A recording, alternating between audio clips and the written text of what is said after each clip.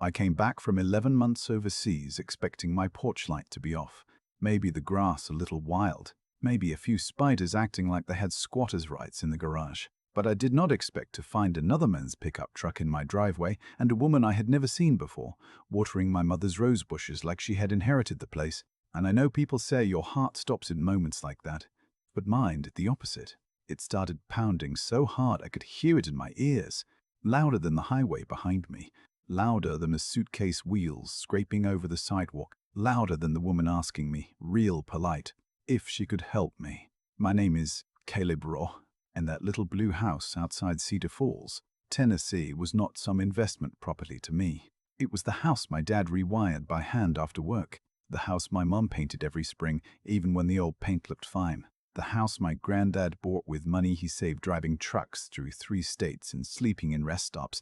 So when I stood there, in my own driveway after almost a year with a security contractor team in northern Jordan, dusty, exhausted, running on airport coffee and the kind of sleep that does not count, and this stranger smiled at me like I was the one trespassing, something inside me went very still. I said, "Mom, this is my house," and she laughed a little. Not mean, just confused, and said, "No, honey, we rent this place." I remember thinking, well, that is a sentence that should not exist.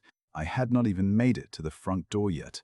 I had not even put my bag down, and already the country I'd been missing for 11 months had decided to slap me in the face with a clipboard. The woman told me her name was Lisa, and to her credit, she looked about as shocked as I felt when she realized I was not some random guy trying to pull a scam. She called her husband, a big fella named Mark, who came out holding a coffee mug that said "Best bonus dad ever," which somehow made the whole thing feel even more insane, because he was standing barefoot on my porch drinking out of a mug in front of the door where my father used to mark my height with pencil lines. Mark was not aggressive, but he squared his shoulders like men do when they are trying to figure out whether they are about to have a problem. And I held both hands up because the last thing I wanted was some neighborhood scene ending with police lights and a local Facebook post titled "Suspicious Man in Military Duffel Causes Disturbance." I asked who they rented from, and Lisa said, "From the Briar Ridge Community Board," through Mrs.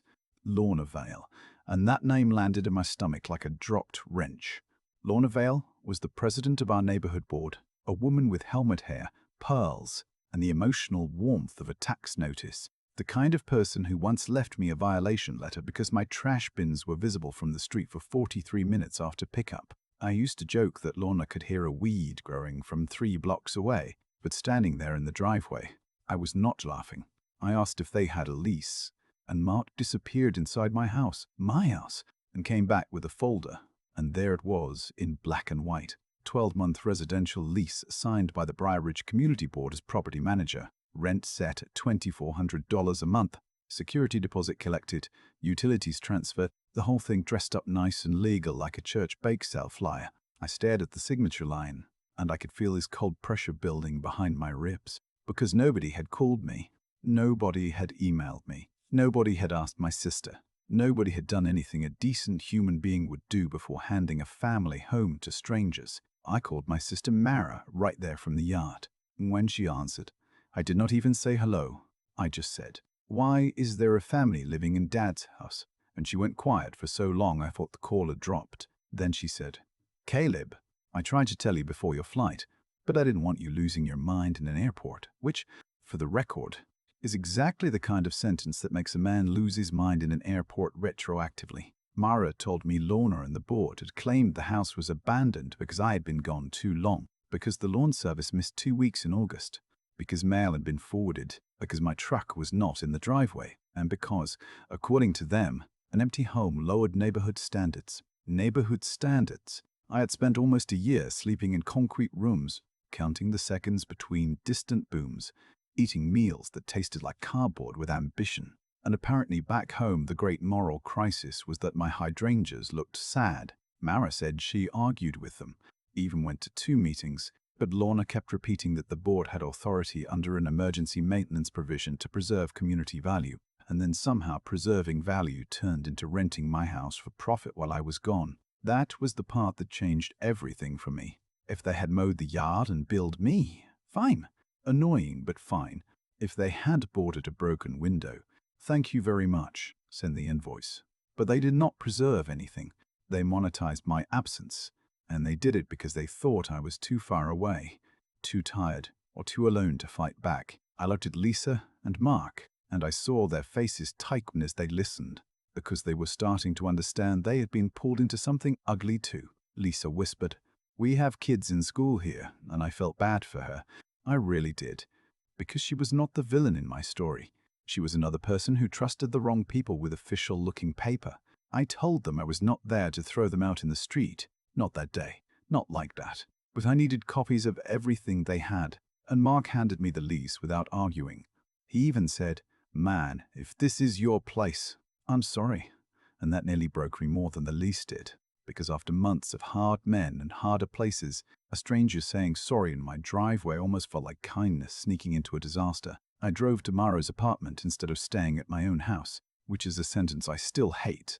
She opened the door before I knocked, hugged me so hard my shoulder popped, and then started crying and apologizing like any of this was her fault. Her kitchen table was already covered with folders, board notices, certified letters, pictures of my lawn, minutes from meetings, and one envelope from Lorna with my name typed wrong. Rourke spelled without the E, which felt petty but somehow perfect. We sat there until after midnight, piecing it together. 3 months after I left, Lorna started bringing up my property at board meetings. 4 months after I left, she claimed neighbors were concerned. 5 months after I left, she pushed a motion to classify the home as neglected. 6 months after I left, they entered the property with a locksmith, changed the locks, cleaned it out, and listed it privately through a rental contact connected to Lorna's nephew. That was when my anger stopped being hot and became useful. Hot anger makes you stupid, but cold anger makes lists. I wrote down names, dates, amounts, and questions. Who approved the locksmith? Where did the rent go? What account received the deposit? Who decided I had abandoned a paid-off house with current taxes and insurance? And why, out of all the houses in Briar Ridge, did Lorna care so much about mine? Mara hesitated before answering that last one, and I saw it on her face before she said it. A developer had been buying up older lots near the creek road, trying to turn them into tall, skinny rentals, and my house sat right at the corner they needed to make the entrance work. Lorna had been friendly with them for years. Suddenly this was not just busybody nonsense. This had shape. This had motive. This smelled like somebody saw a quiet little house with one owner overseas and decided it would be easier to move me out on paper than ask me to sell. Around 1 in the morning, I called a lawyer named Evelyn Price, an old friend of my dad's who had once scared a roofing company into refunding half a job just by clearing her throat on speakerphone. I expected voicemail, but she picked up because apparently lawyers and vampires keep the same hours, and when I finished explaining, she did not gasp or curse or promise revenge. She just said, "Caleb, do not call Lorna yet. Do not threaten anyone. Do not step back inside that house without me telling you to, and bring me every piece of paper you have at 9. Then she paused and added, "And try to sleep, though I imagine you won't." She was right. I lay on Mara's couch staring at the ceiling fan, listening to her old refrigerator kick on and off, thinking about my dad's pencil marks behind that front door, thinking about strangers cooking dinner where my mother used to dance barefoot to old Motown records, thinking about Lorna Vale sitting at some polished board table deciding my life was an opportunity. By sunrise I had not slept at all, but I had made one decision as clear as daylight through cheap blinds. I was not going to scream. I was not going to beg, and I sure as hell was not going to disappear quietly. If Lorna Vale wanted to turn my home into a business deal, then I was going to turn her paperwork into evidence. At 9 the next morning, I walked into Evelyn Price's office looking like a man who had lost a fight with a couch, a coffee pot, and his own thoughts. And Evelyn took one look at me over the rim of her glasses and said, "Well, you look terrible, which means you probably brought good documents." And that was the first time I laughed since I got back. Her office was above an old pharmacy downtown, the kind of place with creaky floors and framed newspaper clippings from cases she had won back when people still answered landlines, and she did not waste a second making me feel better. She spread every notice across her conference table, moving through them with a yellow legal pad and the calm disgust of a woman watching a raccoon try to operate a bank. Every few minutes she would stop, tap a page with her pen, and make a sound in her throat that somehow meant both interesting and I hope they have good insurance. The emergency maintenance clause was real, but it was narrow, meant for busted pipes, storm damage, fire hazards, things that could hurt the neighborhood if nobody acted. not for changing locks and running a rental business out of somebody else's living room. The abandonment language was even weaker, because abandonment required more than absence, especially when taxes were paid. Insurance was active, utilities were maintained, and the owner could be reached by email, phone, sister, employer, or, I don't know, basic human effort. Evelyn leaned back and said, "They dressed up trespass as governance, and they dressed up theft as community service." Then she smiled a little and added, "I hate that. But judges hate it more. We started with the county recorder's office, because before you fight people who love paperwork, you make the paperwork fight for you." Evelyn sent her paralegal, Janelle, a tiny woman with bright red nails and the energy of a hunting dog, to pull deed records, tax receipts, lien filings, board amendments, and anything connected to Briar Ridge's authority over my address. Meanwhile, I went to the sheriff's office to file a report, and that was its own special circus, because the deputy at the desk listened politely until I said the board had rented out my house. Then he blinked and said, "Like, your whole house?" And I said, "No, just the emotional support kitchen," which got me a look from Evelyn later when she found out. The truth was, I was joking, because if I did not, I was going to put my fist through something that belonged to a taxpayer. The sheriff's office did not kick down Lorna's door that afternoon. Of course, real life is not a cable show, but they lobbed the complaint, took copies of the lease, and told us this could become civil, criminal, or both, depending on what the investigation found. Evelyn liked that word, investigation. She said it gave us leverage without making me look reckless. That same afternoon, we sent a formal demand letter to Briar Ridge Community Board, certified mail, email, and hand delivery, because Evelyn believed in redundancy, the way church ladies believe in casseroles. The letter demanded they stop collecting rent, return all funds, produce all meeting minutes, board votes, accounting records, communications with the renters, communications with any developers, and proof of whatever magical authority they claim to have over my home. It also warned them not to destroy or alter documents. Evelyn made me read that line twice, then said, "People like Lorna do not panic by shouting. Caleb, they panic by cleaning." 2 days later, Lorna called me anyway, even though the letter told them all communication should go through council. I was in Mara's parking lot eating a gas station breakfast sandwich that had the texture of regret when my phone lit up with a number I recognized from violation notices. I put it on speaker, and Mara froze across the car like we were defusing a bomb. Lorna's voice came through sweet as poison and iced tea. "Caleb, I wanted to welcome you home personally," she said, "and I almost admired the nerve. This has all gotten unnecessarily hostile, and frankly, your attorney seems to misunderstand how this community operates." I said, "Lorna, my attorney understands property law, which feels more relevant than your community vibe." There was a pause, small but beautiful. Then she said, "Your home was becoming a burden to everyone around it. We took responsible action." I looked at Mara, who mouthed, "Don't yell."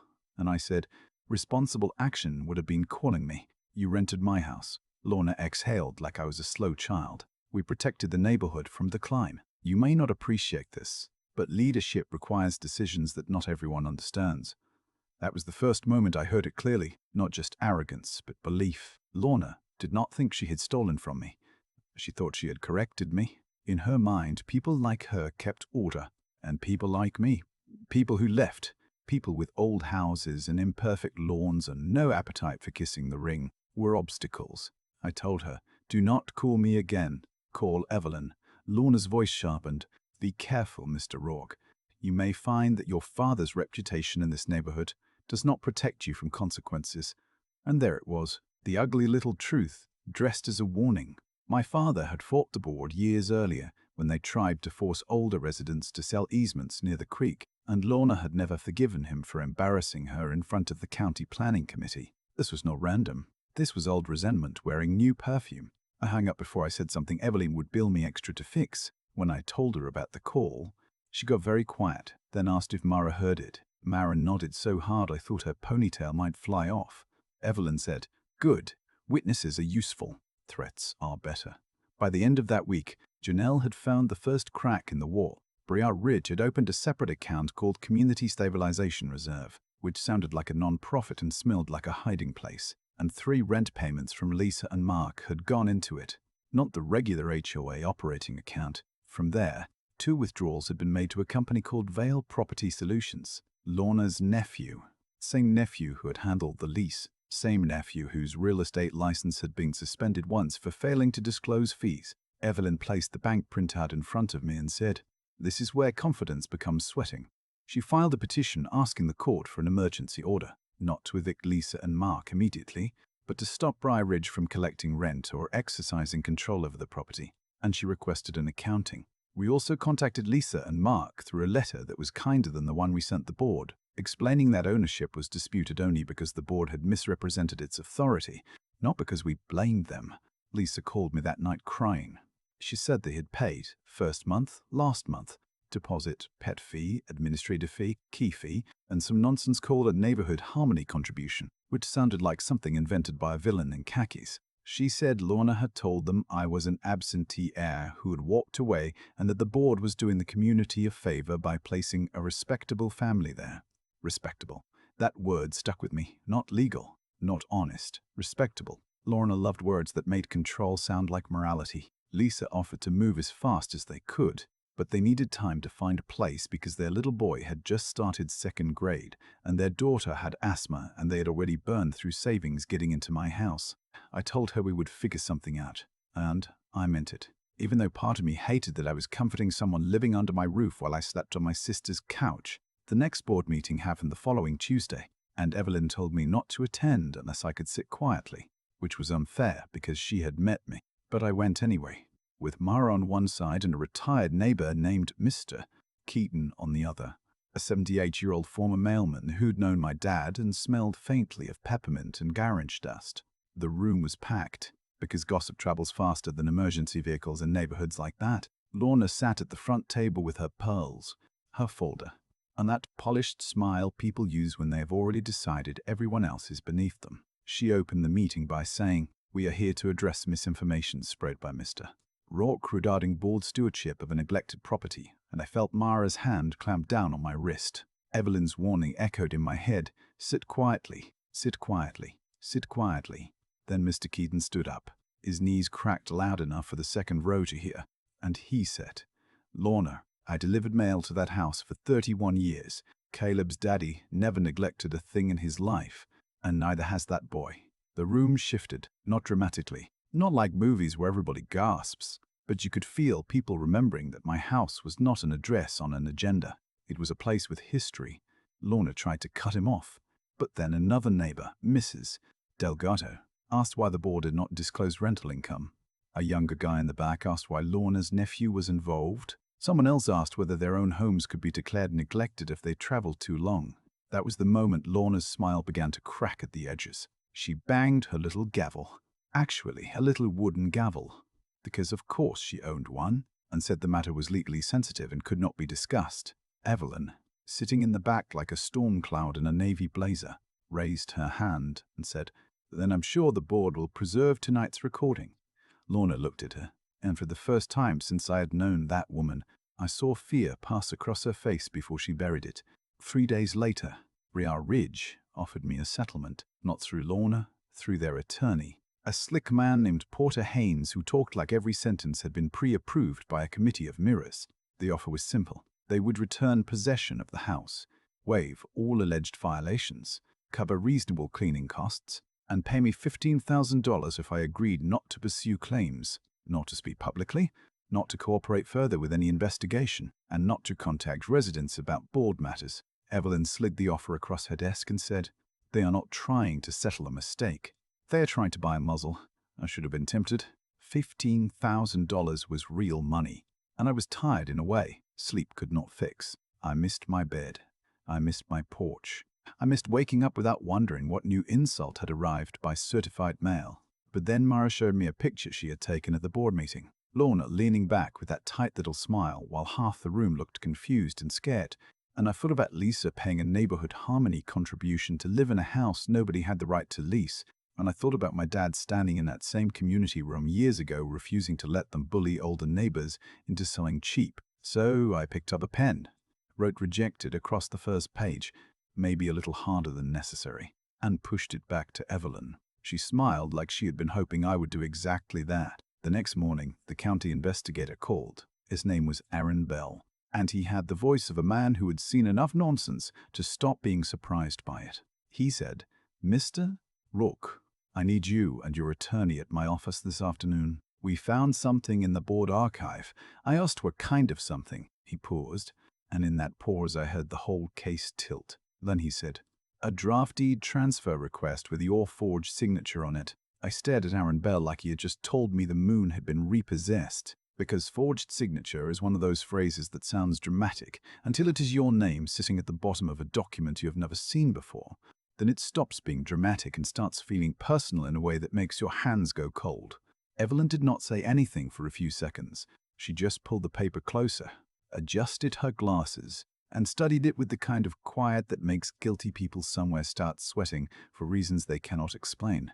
The document was not filed, that mattered, but it had been prepared, scanned, and stored in the board archive under a folder labeled a Creek Access Redevelopment, and there at the bottom was my name, Caleb Rook, written in a stiff, ugly version of my handwriting, authorizing preliminary review of a transfer easement to a development company called Southline Residential. Aaron explained that the draft had been attached to an internal email from Lorna to Porter Haynes, the board attorney, with one sentence that made the room feel smaller. Once he stops resisting, "We can make the corner parcel workable."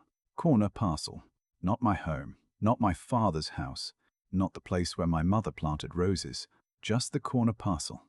Like I was a traffic cone in the way of somebody's plan. Evelyn looked at Aaron and said, "Tell me you have the email metadata." And he nodded. Then she looked at me and said, "Caleb, this is not a neighborhood dispute anymore." The hearing came 2 weeks later, and by then, Briar Ridge was no longer whispering. It was boiling. Neighbors who had avoided eye contact in grocery aisles started calling Mara, asking whether their homes could be targeted too. Mr. Keaton brought over a shoebox full of old bold letters, because apparently retired mailmen do not throw anything away. God bless them. Lisa and Mark moved out with help from a church group and 2 of my old buddies, and before she left, Lisa hugged me in the driveway and said, "I hope you burn them down," then immediately looked horrified and said, "Legally, I mean," which was the first real laugh I had in weeks. When I finally walked back into my house, it did not feel triumphant at first. It smelled like other people's laundry detergent, and the pencil marks behind the door had been painted over, probably by some handyman Lorna hired to make the place look rentable. I stood there with my fingers against the wall, trying to find the old lines under the paint, and for a minute I was not angry. I was just sad. That is the thing nobody tells you about fighting for what is yours. Even when you win pieces of it back, you still have to grieve what people touched without permission. On the morning of court, Evelyn wore a charcoal suit and the expression of a woman arriving at a barbecue with her own lighter fluid. Lorna was already there when we walked in, sitting straight as a fence post, pearls on, lipstick perfect, but her face had that pale tight look people get when they have not slept and have decided to replace remorse with posture. Porter Haynes opened by calling the whole situation a regrettable misunderstanding caused by unclear bylaws and concern for community stability, and I almost admired how many soft words he could stack on top of a hard lie. Evelyn let him talk. She let him paint the board as responsible volunteers. Let him describe my absence as prolonged and troubling. Let him imply that maybe I should have communicated better while I was overseas. And when he finally sat down looking pleased with himself, she stood up with one folder in her hand. "Your Honor," she said, "this case is not about lawn care, vacancy, or community standards. It is about a private organization discovering that an owner was absent, inventing authority over his home, collecting rent through a related party, and preparing documents to make a future land deal easier."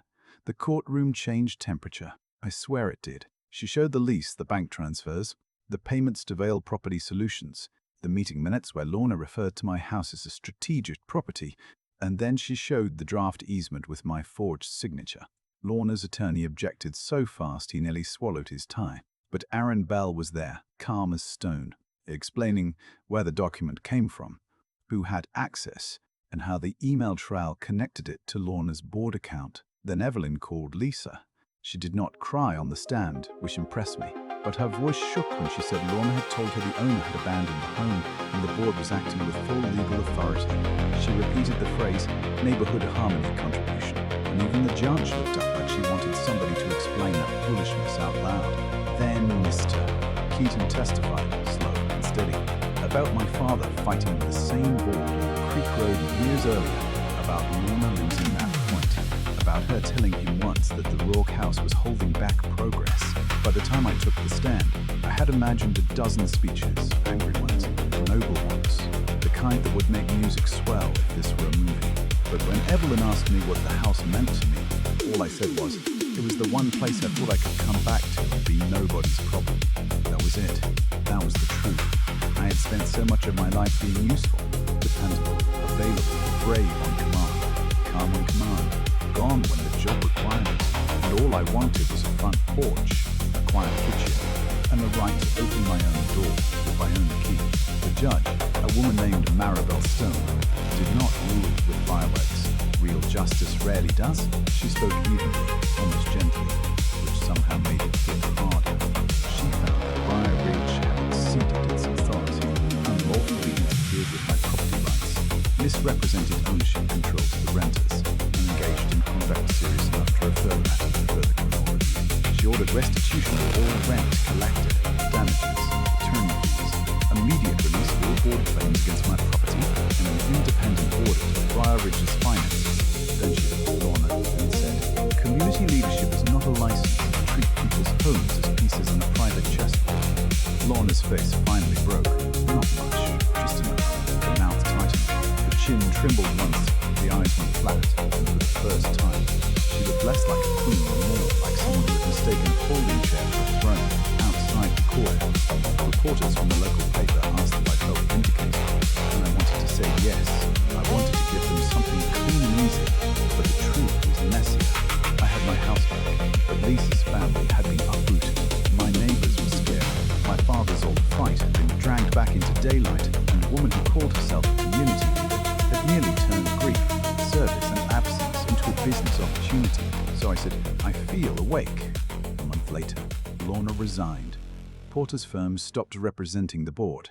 The audit found more questionable payments, and Briar Ridge became the kind of neighborhood where people suddenly started reading bylaws before voting on them, which honestly should be a national hobby. I repainted the doorframe myself and marked my height again, not because I needed to know how tall I was, but because some things deserve to be put back by hand. And here is the part people still argue about. Some neighbors said I went too far by refusing the settlement, that I embarrassed the whole community and could have handled it quietly. Others said I did not go far enough. The people like Lorna only stop when someone drags the whole truth into public. I still do not know what everyone else should have done. I only know what I could live with. So tell me honestly, if you came home and found your house turned into somebody else's paycheck, would you take the money and move on? Or would you burn the lie down in court no matter who got exposed? Drop your thoughts in the comments, because this is where the story stops for me. But for every neighborhood with a little board, a little power, and a locked door, nobody questions. Maybe it is just getting started.